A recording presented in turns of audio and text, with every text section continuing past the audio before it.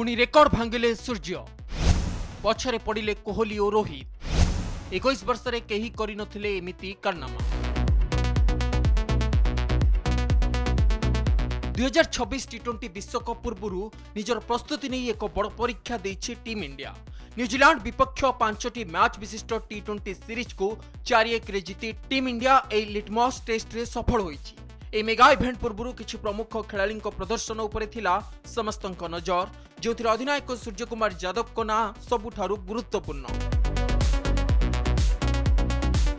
एही 5 मैच विशिष्ट सीरीज रे सूर्यकुमार यादव निज बैट रे जो भली कमाल देखैछंती ताहा विश्वकप पूर्व अन्य समस्त दल पई विपदर घंटी बजाई दैछि। संपूर्ण सीरीज रे सूर्यंक बैट रु 200 रु अधिक रन देखिबा को मिलिछि। विशेषकर खेला जाउथुबा सीरीज रो शेष मैच रे से 63 रन एक दमदार पाली खेलिथिले। एही पाली सहित से टी20 अंतर्जातीय क्रिकेट रे एक बड़ विश्वकप रेकर्ड मध्य निज नाम रे करिछन्ति।